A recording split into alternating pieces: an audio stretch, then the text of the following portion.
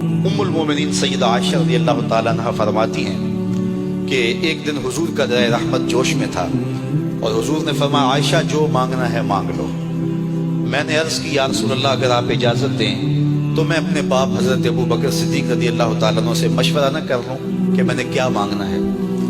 تو فرمایا کہ جاؤ مشورہ کر لو، مشورے کی اجازت بھی ہوگی۔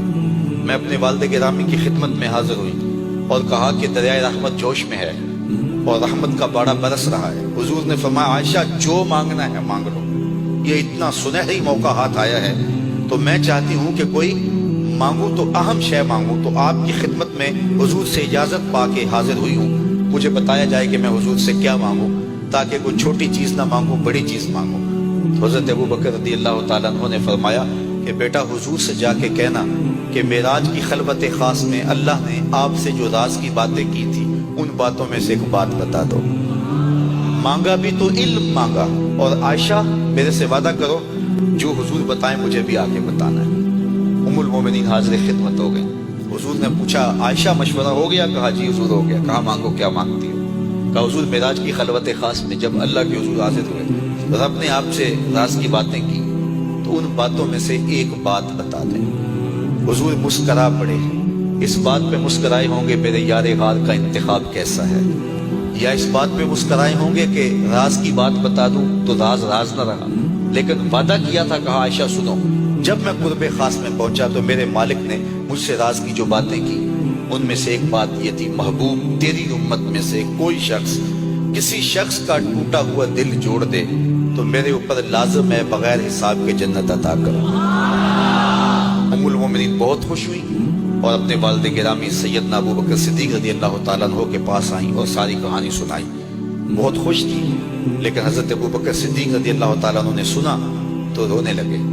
تو ام المومنین سیدہ عائشہ رضی اللہ تعالیٰ عنہ نے عرض کیا میرے والد گرامی یہ بات رونے والی تو نہیں ہے، ہم بسا اوقات کسی دکھی کے کام آ جاتے ہیں، کسی کا دکھڑا بیٹھ کے سن لیتے ہیں، کسی کی ڈھارس بنا دیتے ہیں، کسی کے کام آ جاتے ہیں، یہ تو بخشش کا بہانہ ہاتھ آ گیا اور آپ اس پہ رو رہے ہیں۔ تو فرمانے لگے عائشہ اس کو معکوس بھی پڑھو، تصویر کا دوسرا رخ بھی دیکھو۔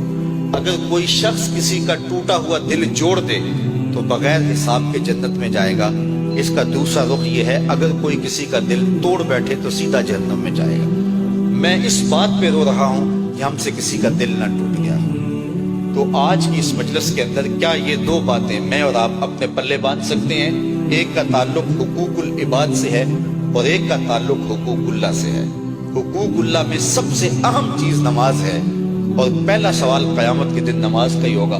بلکہ حضور نے معراج میں جو مختلف مظاہرے دیکھے ان میں ایک چیز یہ بھی دیکھی، کچھ لوگوں کے سر پتھر سے کچلے جا رہے تھے، پھر صحیح ہو جاتے پھر کچلے جاتے۔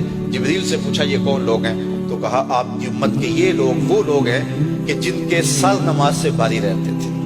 نماز کا کہو نہ بے نمازی کو، تو وہ پہلا بہانہ تو یہ لگائے گا کہ میرے کپڑے ٹھیک نہیں ہیں۔ میرے بزرگ فرمایا کرتے تھے تیرے کپڑے کیسے پاک ہو سکتے ہیں؟ تو رب کے حضور جھکنا نہیں جانتا، آ اس کے حضور جھکنا سیکھ لے، وہ تیرا لباس بھی پاک کر دے گا، تیرا دل بھی پاک کر دے گا۔ تو دوسرا بہانہ ہے، دوسرا بہانہ یہ ہوتا ہے کہ ہفتے کو شروع کروں گا جی، پہلی تاریخ سے شروع کروں گا۔ یہ وہ بندہ کہہ رہا ہے، ہفتے کا وقت وہ دے رہا ہے جس کے پاس ایک لمحہ بھی اپنا نہیں ہے، جس کو یہ نہیں پتا کہ اٹھنے والا اگلا قدم کہاں ہوگا۔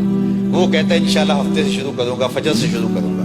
میاں اللہ کے حضور بلاوا 5 وقت ہمیں آتا ہے، حی علی الصلاۃ حی علی الفلاح۔ کتنے بدبخت ہیں کہ جو اس پکار پہ اٹھ کے اس کے حضور حاضر نہیں ہوتے۔ 5 گانا نماز شعار زندگی بنا لو، اور ہم یہ پکا عزم مصمم کر کے اٹھیں، اتنے زور سے ہم ارادہ کریں کہ شیطان بھاگ جائے، ہماری ہوا سے بھی بھاگ جائے۔ یہ تو اتنے پختہ ارادے کے ساتھ عزم کر کے جو ہے وہ آج ارادہ کر کے یہاں سے نکلے ہیں کہ وہ فجر کے وقت ہمیں بہکانے میں کامیاب نہ ہو، ادھر اذان پکارے ادھر دوڑتے ہوئے اللہ کے گھر کی طرف پلٹ آئیں۔